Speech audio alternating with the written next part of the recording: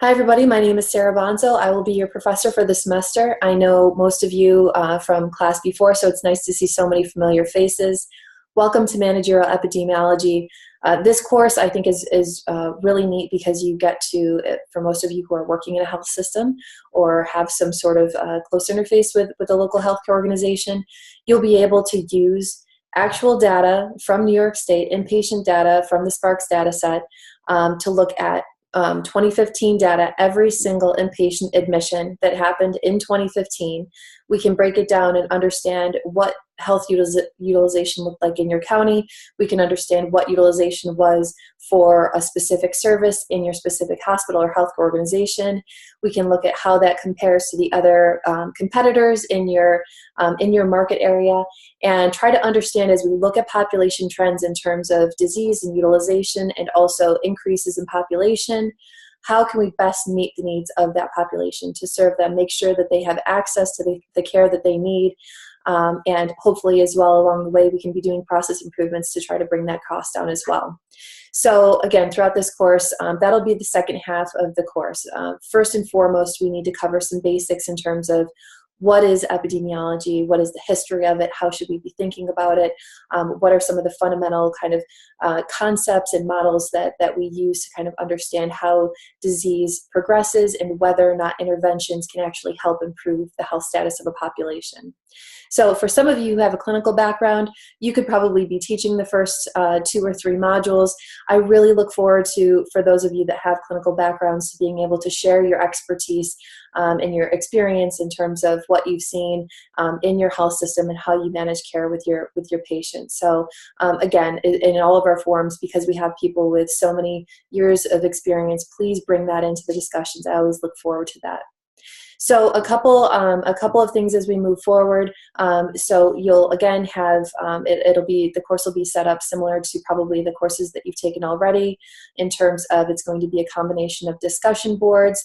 Because this is a graduate level class, my expectations are for you to be bringing in peer-reviewed literature to those discussion posts, right? So they should not just be an opinion piece on how you feel about something, or maybe a magazine article that you read, but I actually want you to be looking at the literature to understand what has been shown to be happening. A great journal article or outlet that you could be looking at is Health Affairs. There are some managerial epidemiology and health services journals as well. A great place to look at as we're trying to understand, what has been found in terms of certain interventions and the impact that it's had on specific populations. So please try to pull that information into your discussions as much as possible. That is how I will be grading those discussion posts. In addition to that, we'll have some pretty traditional assignments where most of them will, be kind of some soft quantitative things in terms of trying to understand prevalence. So if you have any questions as you go through that, please don't hesitate to reach out. The middle section will start to get more into understanding demand for care, looking at the market, looking at competition between different health systems in a given county, and then that'll kind of bring us into working with a Sparks data set, and each of you carving out the health system that you want to analyze in a specific service line that you want to look at. So as we get into that second half of the class, you should be thinking about, as you're doing this analysis and trying to understand how you can best meet the needs of your population. This is going to follow the traditional New York State Certificate of Need process. The templates that you'll be using are the same templates that you would use if you were actually proposing to add or reduce licensed beds at a health system.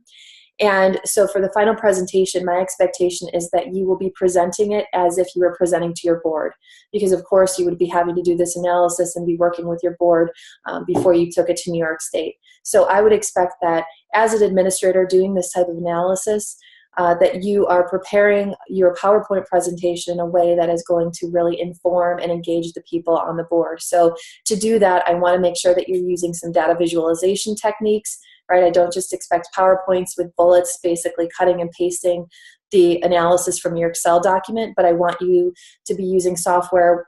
We'll have some tutorials on software called Tableau, which is a really cool tool for data visualization. Also ArcGIS, which allows you to basically break out different zip codes or different counties within New York State and try to do some heat maps to show where there's demand and how you can help meet the needs of that population. So if you have any questions as we get into that, please don't hesitate to reach out. I would like for each one of us to have a face-to-face meeting, and that can be on Google Chat or Zoom, however we want to set that up. But as you determine what the health system is, I would like to meet with each of you and make sure that you're pulling the right data, and we can have a conversation about how to move forward.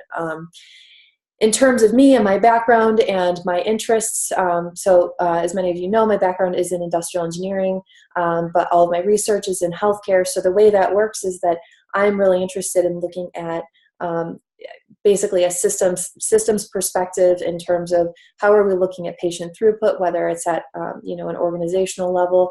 How can we use tools like simulation and optimization techniques to understand how we can best provide care to meet the needs of the population.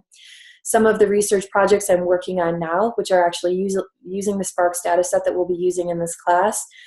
One of them is looking at mental health demand and need throughout New York State and trying to match that up with a supply of healthcare professionals that are not only licensed to provide that care, but also able to bill for it.